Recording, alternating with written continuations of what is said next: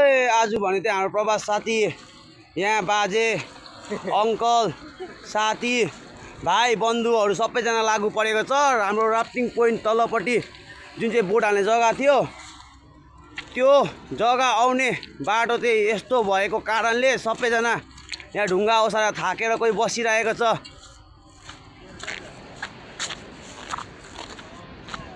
र के हो सकेको काम थाक्यो र कस्तो बाटो कस्तो भइसकेको छ।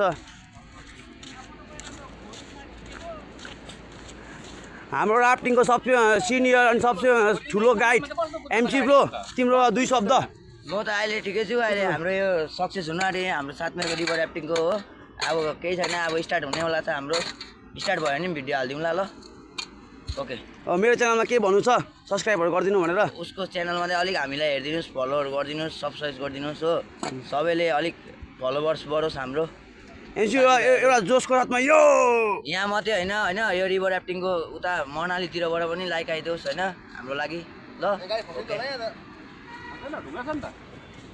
र आज अहिले भने चाहिँ यतिको भइसकेको छ।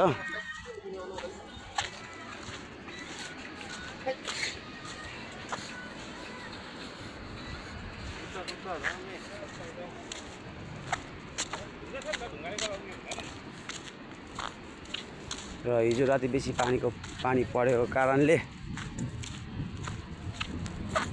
यस्तो भएको छ।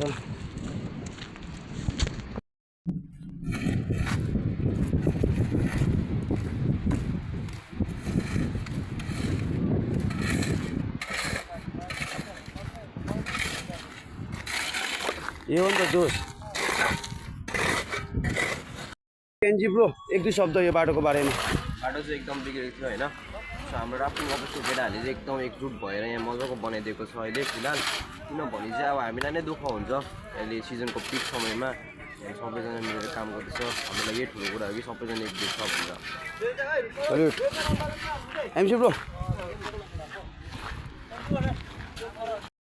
हामी चाहिँ केही छिनको लागि राफ्टिङ काउन्टर पनि बन्द गरेर यो बाटो बनाउनुपट्टि लागेको थियो। र अहिले भन्दा सबैजना कोही खोलातर्फ मुख धुन लागि गइरहेको छ भने कोही माथि काउन्टरतर्फ। र म चाहिँ बेल्चा बोकेर उकालो हिँड्दिरहेँ।